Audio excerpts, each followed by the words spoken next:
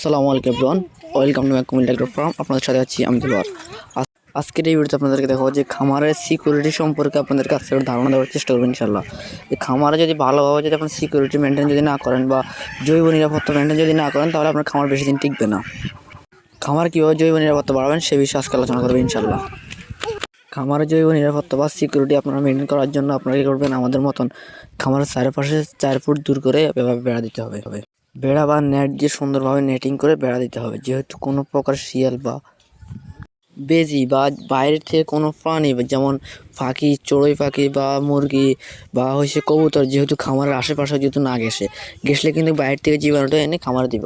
তো ওই জন্যই আমরা কী করতেছি, সুন্দরভাবে চারদিক দিয়ে আমরা বেড়াটা দিতেছি। আমরা এখানে শুধু বাঁশ দিয়ে সুন্দরভাবে ইয়েটা করতেছি, তারপরে আমরা এখানে বেড়া দিব, সেটা আপনাদেরকে পরবর্তী ভিডিওতে দেখানোর চেষ্টা করবো ইনশাল্লাহ।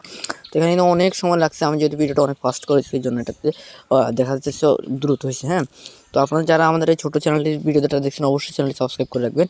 আর আমরা আপনাদেরকে নিত্য নতুন ভিডিও দিব, এবং কি আপনাদেরকে আমরা যা করলে কীভাবে করলে আমরা খামারে ভালো করতে পারবো সেই বিষয়ে আপনাদেরকে ধারণা দেওয়ার চেষ্টা করবো ইনশাল্লাহ।